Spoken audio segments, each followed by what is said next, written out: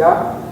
그러므로 너희는 이렇게 기도하라. 하늘에 계신 우리 아버지여, 이름이 거룩히 여김을 받으시오며. 제가 먼저 있습니다. 야곱의 집이여, 이를 들을지어다. 너희는 이스라엘의 이름으로 일컬음을 받으며 유다의 허리에서 나왔으며 여호와의 이름으로 맹세하며 이스라엘의 하나님을 기념하면서도 진실이 없고 공의가 없도다. 그들은 거룩한 성 출신이라고 스스로 부르며 이스라엘의 하나님을 의지하며 그의 이름이 만국의 여호와라. 내가 예로부터 처음 일들을 알게 하였고 내 입에서 그것들이 나갔으며 또 내가 그것들을 듣게 하였고 내가 후련히 행하여 그 일들이 이루어졌느니라.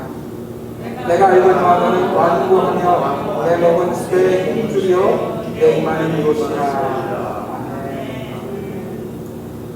2020년이 이제 거의 한 달 정도 남았습니다. 한 달만 지나면 이제 우리는 더 이상 2020년이라는 날을 살지 않게 되는 것입니다. 요즘 같은 시간들은 어린 친구들이나 젊은이들에게는 이런 암울한 시기는 좀 빨리 지나갔으면 좋겠어 하는 그런 마음이 있겠지만, 그러나 어르신들에게는 다르실 것 같아요. 우리의 날들이 영원하지 않다는 것을 알기에 오늘이라는 이 하루는 그야말로 소중하고 귀중한 시간의 날인데, 이렇게 마치 암흑 속을 지나는 것처럼 지나가 버리는 것은 그야말로 너무너무 안타까운 일이기 때문입니다. 그러나 우리 중에 누구도 우리 인생의 인연이 이런 암흑 같은 시간이 될 것이라고 예측한 사람은 없을 것입니다. 혹시 여러분 가운데 있으세요? 2020년은 이렇게 암흑 같을 거야 라고 예측하셨던 분이 계시는지? 아마 아무도 없을 것입니다. 사랑하는 성도 여러분, 이렇듯 올 한 해의 날들에 대해서 우리가 전혀 예측할 수 없었던 것처럼 우리 삶에서 도무지 예측할 수 없는 두 날이 있습니다. 여러분들의 인생 가운데 도무지 예측할 수 없지만 분명히 다가오는 두 날이 있다는 거예요. 그 한 날은 우리 주님이신 예수님께서 이 땅에 영원한 통치자로 오시는 그 재림의 날입니다. 여러분, 성경은 그 재림의 날이 반드시 우리에게 있을 것이라고 말씀하고 계세요. 그러나 그 정확한 날에 대해서는, 어느 날이 되어질 것이다, 그 날에 대해서는 오직 하나님 아버지만 아신다고, 우리는 아무도 알 수 없는 날이라는 것입니다. 또 하나의 날은 뭐냐면, 그가 누구이든 인생이라면 만날 죽음이라는 날입니다. 여러분, 그가 아무리 돈이 많아도, 아무리 지혜와 지식이 있어도, 그가 아무리 세상에서 성공한 인생이 되었어도, 그리고 그가 아무리 열심 있는 그 열심을 가지고 인생을 산다 할지라도, 그가 인생이라면 죽음의 날은 반드시 있을 것이지만, 그러나 안타깝게도 그 날을 정확하게 며칠이야, 언제까지야 이렇게 아는 사람은 우리 중에 아무도 없다는 거예요. 여러분, 그럼에도 성경은 이 두 날이 저와 여러분들의 인생에 반드시 있을 것이라고 약속해 주시고 계세요. 그렇게 여러분, 우리 삶에 올해와 같은 한 해를 보낸다는 것은 우리 인생의 정말 안타까움 중에 안타까움이라는 거예요.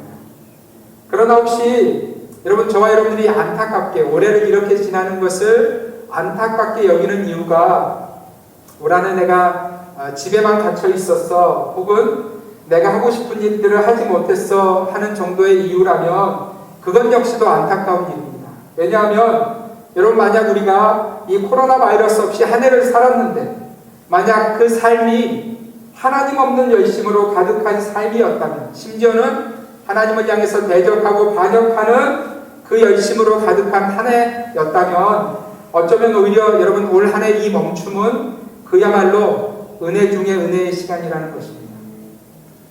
저는 요즘 이 시대가 들려주는 기사들을, 뉴스들을 들으면서 마음이 참으로 무겁습니다.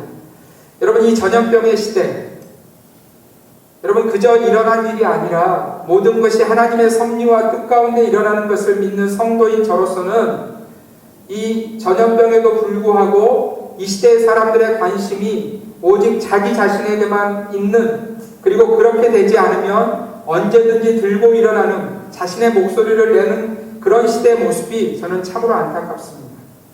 제가 지난주 말씀 중에 나눴던 이 시대의 아주 전형적인 이기심과 교만함의 이야기를 여러분 기억하실 것입니다.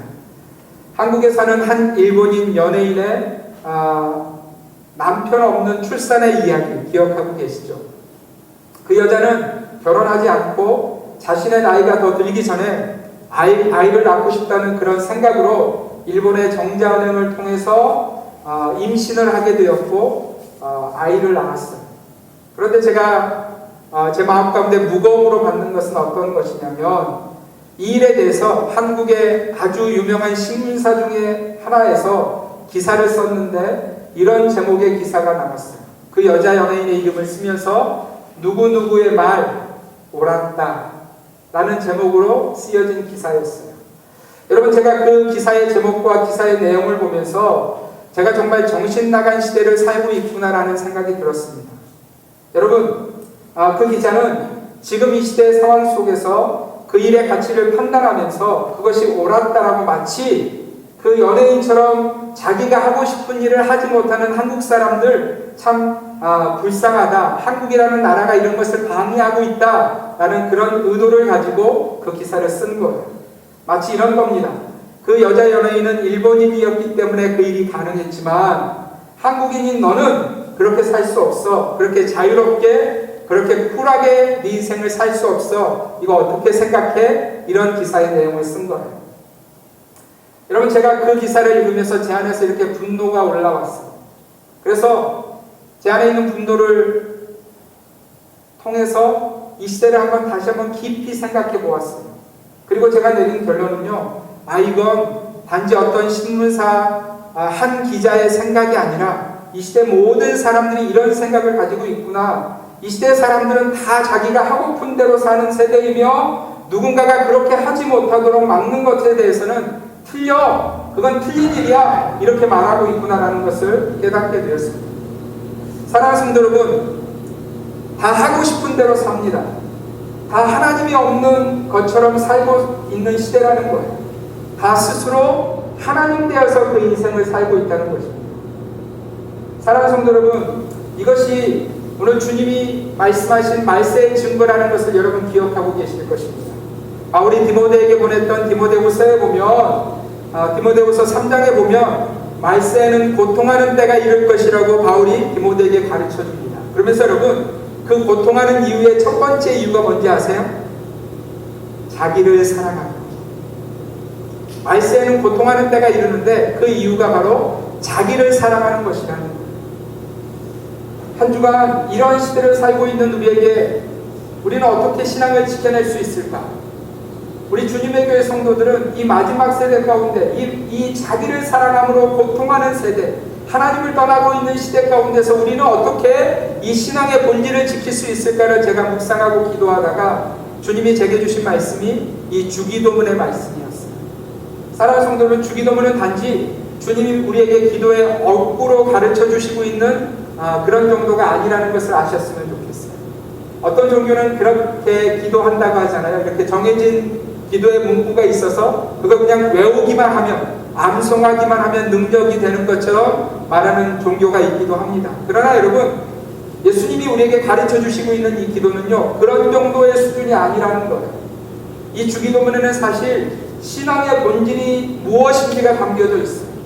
주님이 가르쳐 주신 기도문 안에는 단지 기도의 어구 정도가 아니라 하나님의 백성은 이렇게 삶을 살아간다는 하나님의 뜻과 의지가 담겨 있는 것이 바로 주기도문이라는 거예요.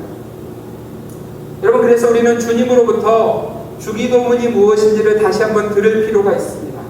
여러분, 오늘 이 주기도문이 나오게 된 배경은 이렇습니다. 누가복음 11장에 보면 예수님이 평소와 같이 기도하셨어요. 여러분, 기억하시기를 바랍니다. 예수님이요, 우리처럼 무슨 일주일에 한 번, 한 달에 한 번 이렇게 기도하신 것이 아니라 그분은 매일 매순간 기도하셨는데 그럼에도 불구하고 어떤 시간을 떼어서 따로 기도하셨다는 거예요. 그리고 제자들은 그 주님의 평소의 기도의 시간을 알고 있었습니다. 그리고 주님의 기도의 시간이 맞춰지자 제자 중 하나가 이렇게 묻습니다. 우리 같이 한번 말씀을 볼 텐데요. 누가복음 11장 2절 말씀 함께 읽겠습니다. 시작. 예수께서 한 곳에서 기도하시기를 마치심에 제자 중 하나가 여짜오되 주여, 요한이 자기 제자들에게 기도를 가르친 것과 같이 우리에게도 가르쳐 주옵소서. 여러분, 아마도 세례 요한이 자신을 따르는 제자들에게 가르쳐 줬던 기도의 문구가 있었던 것 같아요. 그래서 요한의 제자들은요, 매번 기도할 때마다 그 문구를 따라서 기도했던 것 같습니다. 그래서 주님의 제자들 역시도 그런 기도를 주님에게 배우기를 원했던 것입니다. 그래서 주님이 제자들에게 이 기도를 가르쳐 주시고 있는 거예요.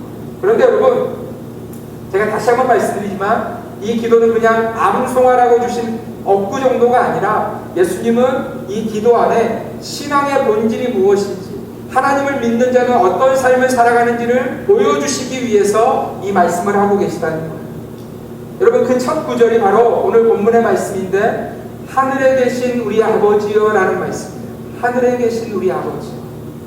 여러분, 예수님은 우리에게 우리가 믿는 하나님이 하늘에 계신 아버지가 되신다고 말씀하고 있어요. 여러분, 이 말씀은 우리의 신앙의 시작입니다.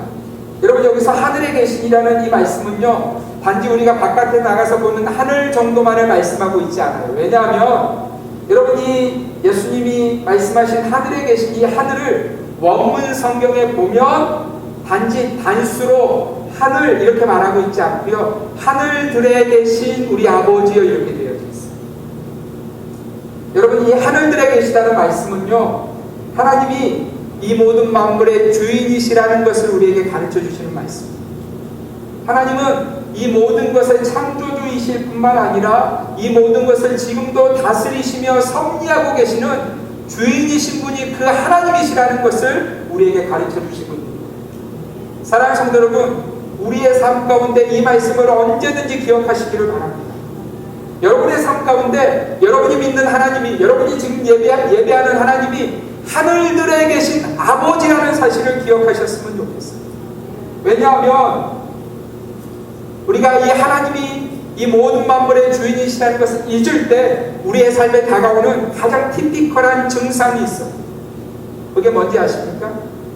우리 안에 두려움이 생기기 시작합니다. 마치 어린아이가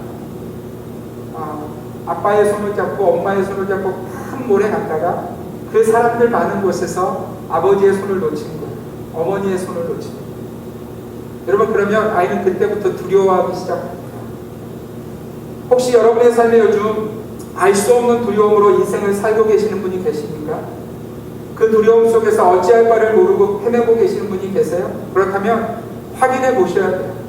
여러분의 손이 그 하늘들에 계신 하나님 아버지의 손을 붙들고 있는지를 확인해 보셔야 돼요.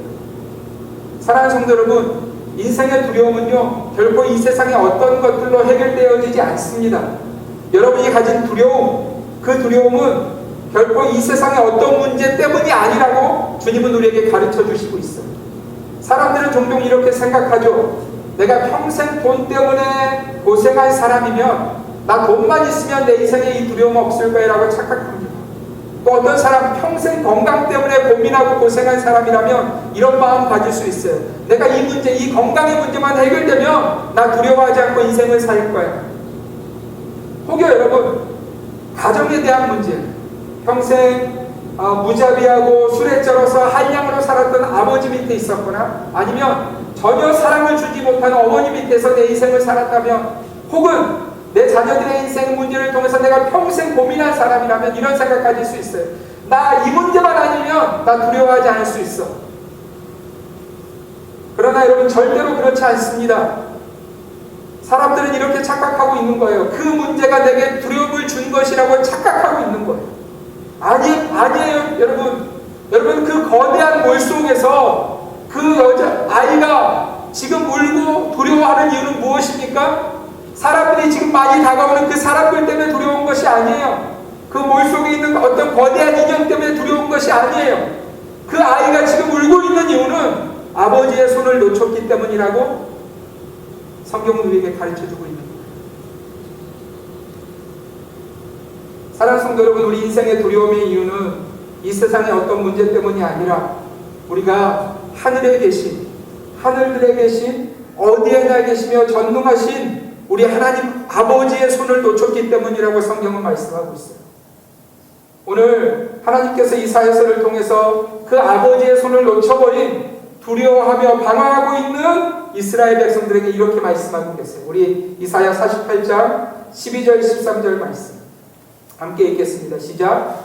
야곱아, 내가 부른 이스라엘아, 내게 들으라. 나는 그니 나는 처음이요 또 나는 마지막이라. 과연 내 손이 땅의 기초를 정하였고 내 오른손이 하늘을 폈나니 내가 그들을 부르면 그것들이 일제히 서느니라. 아멘. 여러분, 하나님이 지금 우리의 귀에 대고 말씀하고 있어요. 야곱아, 내가 부른 이스라엘아, 내게 들으라. 여러분, 이 당시 이스라엘 백성들이 세상의 수많은 신들을 그들 가운데 끌고 들어와서 그들이 하나님께 듣는 것이 아니라 그 신들에게 듣고 있었어요. 그러니 하나님께 들을 귀가 없는 겁니다. 그런데 그런 상황 가운데 있는 이스라엘 백성들에게 하나님은 너 내게 들으라. 내가 지금 너에게 말하고 있잖아. 내게 들으라. 그렇게 말씀하시면서 뭐라고 말씀하세요? 내가 그다. 내가 너희들이 그토록 찾는 참신, 참 하나님이다라는 것을 주님이 보여주시면서 이렇게 말씀하세요. 나는 처음이요 마지막이야. 내 손이 땅의 기초를 정하였고 내 오른손이 하늘을 폈나니 내가 그들을 부르면, 그 땅과 하늘을 부르면 그들이 일제히 일어서는 그 창조주가 바로 나다 라고 주님이 말씀하고 있는 거예요. 사랑하는 성도 여러분, 하나님은 스스로가 어떤 분이심을 계속해서 이스라엘 백성들에게 말씀하고 있어요. 우리가 잘 들었으면 좋겠어요. 두 번째 말씀, 우리 17절 함께 읽겠습니다. 시작. 너희의 구속자시요 이스라엘의 거룩하신 이이신 여호와께서 이르시되 나는 내게 유익하도록 가르치고 너를 마땅히 행할 길로 인도하는 내 하나님 여호와라. 할렐루야. 여러분, 여기서 우리가 구속이라는 단어를 주목했으면 좋겠어요. 하나님이 이스라엘 백성들에게 이렇게 말씀하세요. 너희의 구속자시오. 여러분, 이 구속이라는 말은 자유인에게는 해당되지 않는 그런 단어입니다. 이 구속이라는 말은 누구에게 해당되냐면 그가 노예가 되었든지 종이 되었든지 그 스스로 자유가 없는 그 인생을 풀어내는 그 과정 가운데서 사용되는 단어가 바로 이 구속, 내가 너를 건져냈다, 내가 너를 꺼냈다라는 단어가 바로 이 구속이라는 단어입니다. 여러분, 이 말씀은 무엇이냐면 이스라엘 백성들 스스로는 나는 자유해, 나는 내 마음대로 사는 인생이야 라고 생각하지만 그들의 삶 깊숙이를 보면 어디엔가 종으로 살고 있는 거예요. 어디엔가 노예로 살고 있는 거예요. 그 당시에 바알과 아세라들에게 잡혀있는 그 이스라엘 백성들의 그 종됨과 노예됨에서 꺼낸 분이 바로 하나님이시라고 말씀하고 있는 거예요. 여러분, 우리의 삶 가운데 혹시 그렇게 매여있는 부분이 없지 않은지 돌아보셔야 돼요. 내가 뭔가에 하나님 아닌 다른 것에 매여있다면 여러분, 우리의 구속자 되신 하나님은 여러분 다시 한번 주목하셔야 된다는 거예요. 여러분, 그 하나님이 얼마나 놀라운 은혜를 주시냐면 나는 내게 유익하도록 가르치고. 사랑하는 성도 여러분, 하나님이 여러분들에게 계속해서 메시지를 주실 때 그것이 유익이 된다는 것을 믿으시기를 바랍니다. 자녀를 키울 때 답답한 건 이런 순간인 것 같아요. 아버지로서 정말 좋은 이야기를 이렇게 나눌 때 우리 자녀들이 이렇게 귀를 쫑긋 세우고 그래요 아빠? 어떻게 할까요? 이렇게 들었으면 참 좋겠는데 여러분, 우리가 다 자녀의 시간들을 다 지나서 아시잖아요. 엄마가 얘기할 때, 아빠가 얘기할 때 대부분 어떻게 얘기합니까? 됐어. 잔소리. 듣기 싫어. 여러분, 대부분 우리가 그렇게 반응하죠. 네. 저희 집에 아이들이 셋이 있는데 제가 그걸 느낄 때가 있어요. 딱 내 모습 같다라는 걸 느낄 때가 있어요. 제 아들들을 통해서는 아주 부정적인 그 모습을 제가 볼 때가 있고요. 딸을 통해서는 요즘 조금 마음이 이렇게 왔다 갔다 하는데 어쨌든 간에 제가 딸을 통해서는 뭘 느끼냐면 얘는 듣네, 얘는 듣고 있네, 이 아빠의 말이 자기에게 유익이 된다는 것을 듣고 있네, 이런 걸 느낄 때가 있어요. 사랑하는 성도 여러분, 하나님이 여러분들의 인생 가운데 말씀하시는 것에 대해서 귀를 닫지 마시기를 바랍니다. 왜냐하면 하나님이 여러분들에게 말씀하신 그 말씀은요, 여러분들의 삶에 유익이 되도록 하시는 말씀입니다. 아멘입니까? 또 주님이 이렇게 말씀하세요. 너를 마땅히 행할 길로 인도하는 내 하나님 여호와. 여러분, 이 마땅히 행할 길이라는 말은요, 그냥 하나님께 좋은 그런 길이 아니라 우리 영혼의 좋은 길임을 말씀하시는 거예요. 우리 영혼을 살리는 길임을 말씀하시는 거예요. 그러므로 들으라는 거예요. 사랑하는 성도 여러분, 저와 여러분이 믿는 하나님이 어떠한 분이신지를 제대로 만나시기를 주님의 이름으로 부탁드립니다. 제대로 깨달으시기를 바랍니다. 그리고 이제는 그 하나님의 손을 제발 굳건히 붙잡으세요. 어떠한 상황 가운데서도 그분의 손을 놓치지 않으시는 우리 모든 성도님들이 되시기를 바랍니다. 여러분, 어떤 때는 우리 인생에 한숨만 터져나오는 인생의 문제 한가운데 내가 서 있다라는 그런 답답함을 느낄 때가 있으실 거예요.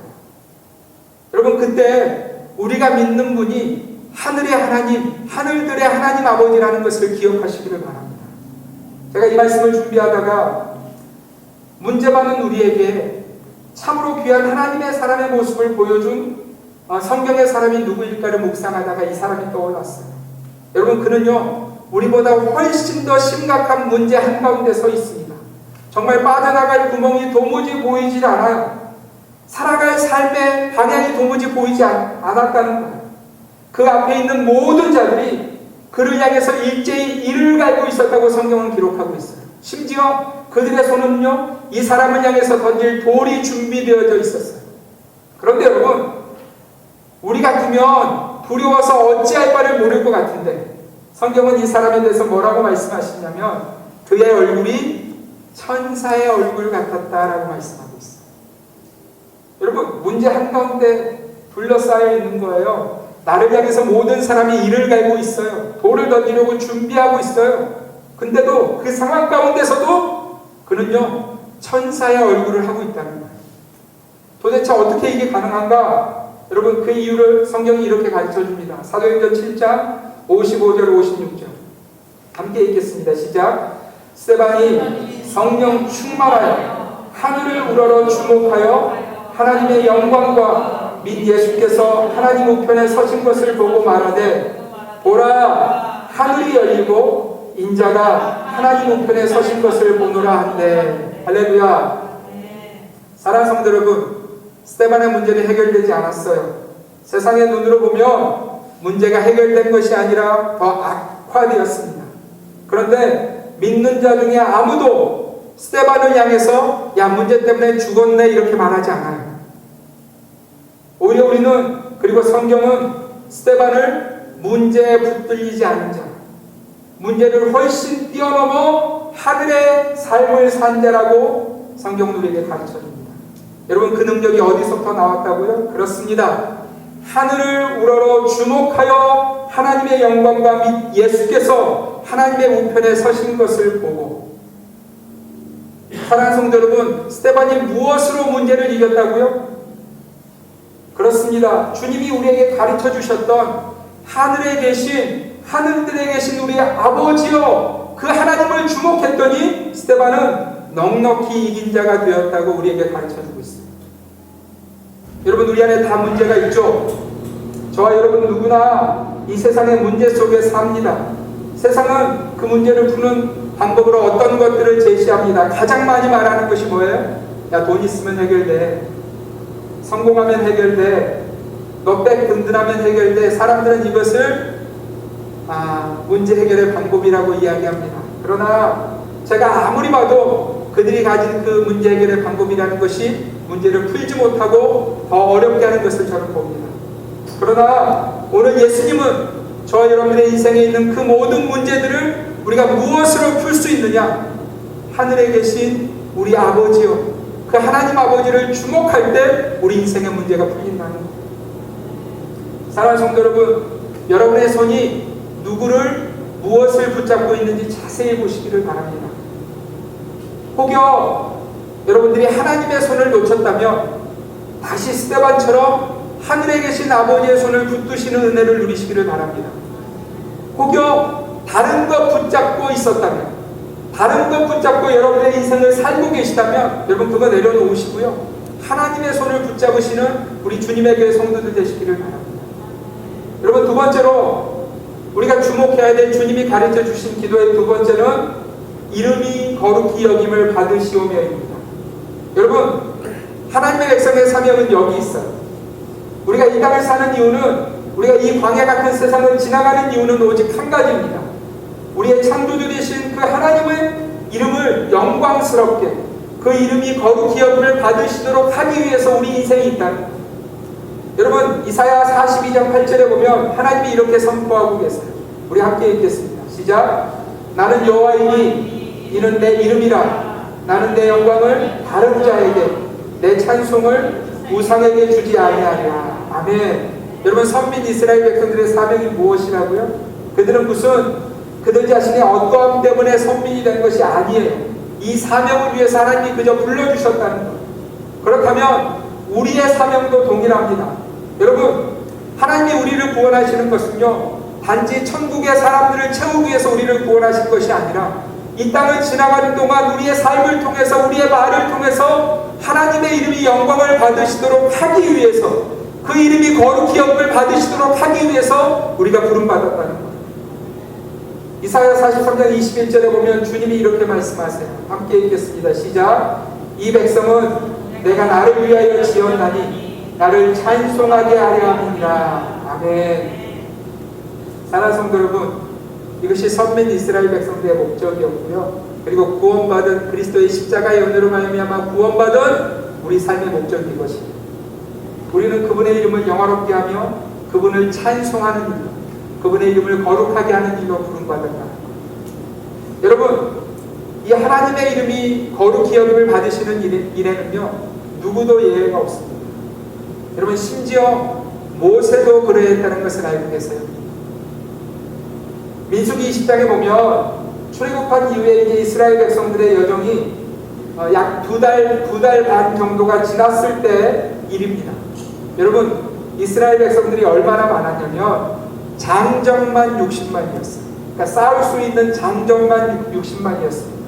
여자와 아이들과 짐승까지 하면 여러분 그 숫자가 엄청난 거예요. 근데 여러분 이제 출애굽하면서 가져왔던 그 식량들 이게 2달 반 정도 되니까 광야에서 그 2달 반이 지나니까 떨어지기 시작하는 거죠. 먹을 것이 없어지는 거예요. 더 큰 문제는 뭐냐면 여러분 이 수많은 사람들과 짐승들이 먹을 물이 없었다는 거예요. 여러분 이때 이스라엘 백성들이 일어나서 모세와 다투기 시작하면서 이렇게 이야기합니다. 왜 우리를 여기까지 끌고 와서 여기서 죽이려 하느냐? 우리가 차라리 그 애국 군대 손에 죽었더라면 좋았을 것을 이렇게 원망하며 불평하며 통곡하기 시작합니다. 여러분 근데 하나님께서 모세를 통해서 이스라엘 자손들에게 내가 물을 주겠다라고 하신 말씀이 있어요. 하나님은 이렇게 말씀하세요. 네가 저 불평하는 이스라엘 백성들 가운데서 저들의 목전 앞에서 이 지팡이를 들고 반석을 지명하여 물을 내라. 하나님이 그렇게 명령하셨어요. 그런데 여러분 그때 모세가요 여호와의 명령대로 손에 지팡이를 들기는 했습니다. 그런데 반석에게 그렇게 그냥 명령하지 않고요 모세가 이스라엘 백성들을 향해서 이렇게 소리칩니다. 민수기 20장 10절 말씀 함께 읽겠습니다. 시작. 모세와 아론이 회중을 그 반석 앞에 모으고 모세가 그들에게 이르되 반역한 너희여 들으라. 우리가 너희를 위하여 이 반석에서 물을 내려 하고. 여러분 이 말씀을 통해서 혹시 모세가 열받은 게 느껴지세요? 모세가 지금 평소에 이렇게 온유함이 지면에 승해 있는 그런 상태가 아니고요 굉장히 열받아 있어요. 다시 한번 들어보세요. 반역한 너희여 들으라. 우리가 너희를 위하여 이 반석에서 물을 내려. 그리고 나서 여러분 모세가 어떻게 했는지 아세요? 지팡이를 들더니 반석을 두 번 이렇게 두드렸어요. 여러분 잘 보세요. 여러분이 이스라엘 백성들의 입장에서 잘 보세요. 하나님은 지금 이 물이 없는 상황 가운데서도 하나님이 그들을 인도하시고 계시다는 사실을 보여주시고 싶은 거예요. 여러분 그들은 애굽에 익숙해 있는 인생이었어요. 그죠? 애굽의 그 반역하는 죄에 찌들어 있는 인생이었어요. 그런 그들에게 하나님은 모세를 통해서 하나님이 살아계시다는 것을 하나님이 영광 받으시도록 하기 위해서 지금 반석을 향해서 그저 지명하며 말하라고 말씀하고 있습니다. 근데 여러분 제가 모세라고 생각해 보시고 열이 받아서 반석을 두 번 두드리고 있어요. 그러면 이스라엘 백성들이 지금 뭘 보고 있을까요? 야, 하나님은 거룩하시, 이게 아니고요. 모세도 열 받았네. 모세도 열 받네. 그렇지, 인간이면 열 받을 수 있지. 그래, 뭐 열 받으면 저렇게 신경질도 되는 거지 뭐. 이런 생각을 할 수 있지 않겠어요? 사랑하는 성도 여러분, 이 사건으로 인해서요, 모세가 하나님이 약속하신 가나안 땅에 들어가지 못합니다. 심지어 여러분, 제가 말씀드렸지만 이 사건이 지금 언제 일어나고 있냐면 출애굽한 지 2달 반 만에 일어나고 있는 사건이에요. 하나님이 이 사건을 기억하셔서, 여러분, 이스라엘 백성들이 광야를 몇 년 헤맵니까? 40년을 헤매죠. 40년이 지나가고 그 가나안 땅에 앞에 섰을 때 하나님이, 모세가 하나님께 이렇게 말합니다. 하나님, 나 이 땅에 들어가고 싶습니다. 내가 이 백성을 여기까지 이끌어 왔으니 내가 사모하는 저 땅에 들어가게 하십시오라고 하나님께 계속 요청합니다. 근데 하나님이요, 40년 전의 일을 끄집어내시면서 모세야, 넌 절대 들어가지 못할 거야, 이렇게 말씀하세요. 여러분, 하나님이 어떻게 말씀하시는지 한번 들어보세요. 민수기 20장 12절 말씀 함께 읽겠습니다. 시작. 여호와께서 모세와 아론에게 이르시되 너희가 나를 믿지 아니하며 이스라엘 자손의 목전에서 내 거룩함을 나타내지 아니한 고로 너희는 이 회중을 내가 그들에게 준 땅으로 인도하여 드리지 못하리라 하십니다. 여러분, 두 가지 이유예요. 첫 번째 이유는 뭐냐면 모세와 아론도 믿지 않았다는 거예요.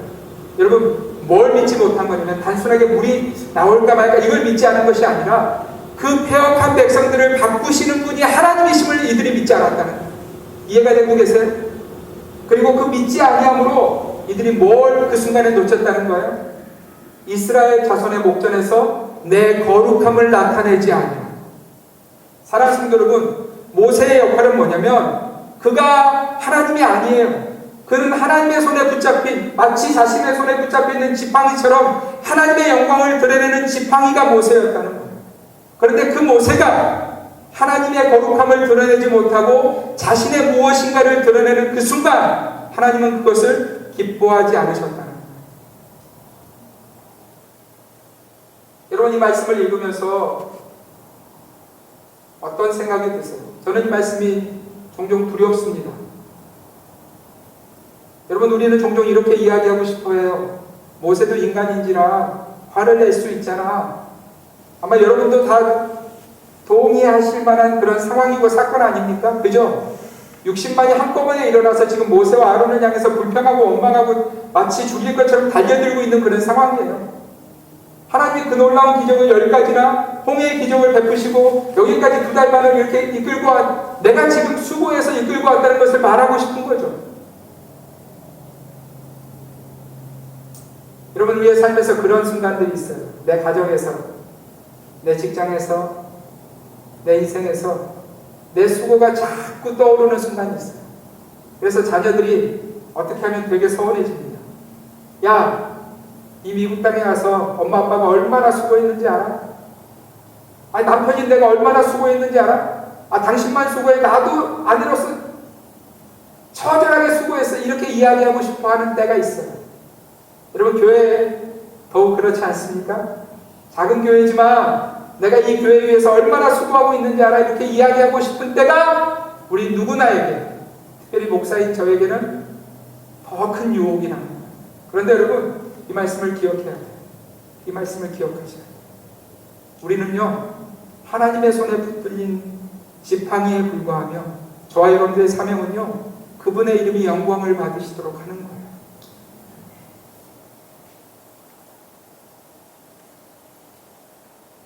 사랑하는 성도 여러분, 이 말씀은 우리에게 참으로 어려운, 그러나 우리가 반드시 지켜야 하는 말씀입니다.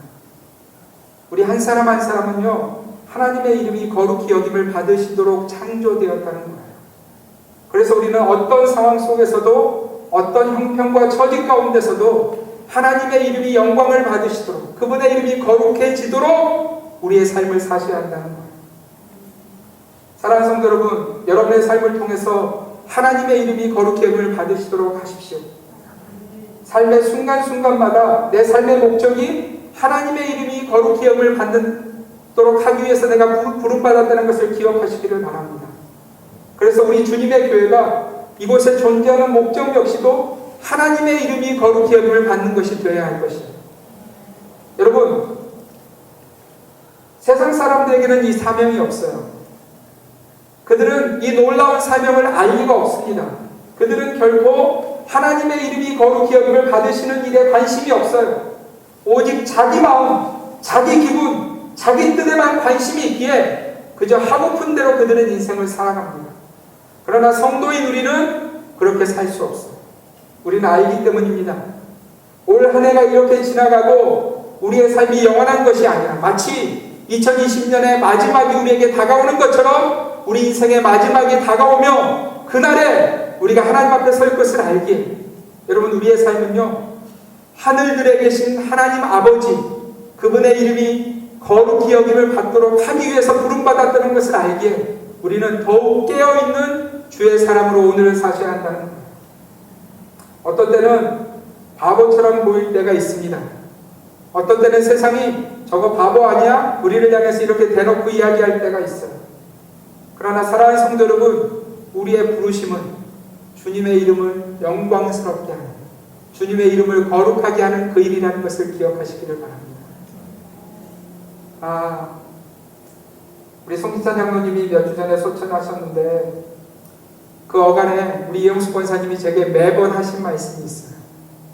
그게 어떤 이런 기도가 아니셨어요. 목사님, 하나님이 왜 안 살려주시죠? 하나님이 이런 기도가 아니셨어요. 권사님이 계속해서 나눈 그 메시지가 뭐냐면, 목사님, 우리 장로님의 삶이 이 88년의 인생의 이 마지막이 하나님의 영광 가리지 않았으면 좋겠어요. 여러분, 그게 저한테 굉장한 도전이 됐어요. 이게 그냥 살려달라는 기도가 아니라 신앙인으로서 온전한 우리 권사님의 그 고백이 저 안에 참 감동이 되었어요. 사랑하는 성도 여러분, 돌아가는 한 주간 여러분의 남은 인생 주님이 우리에게 가르쳐 주시고 있는 이 말씀이 현실이 되어서 사는 저와 여러분들 되시기를 바랍니다. 하늘에 계신 우리 아버지여, 이름이 거룩히 여김을 받으시오며 그 삶이 우리 주님의 교회 성도들의 삶이 되시기를 주님의 이름으로 축원드립니다. 기도하겠습니다.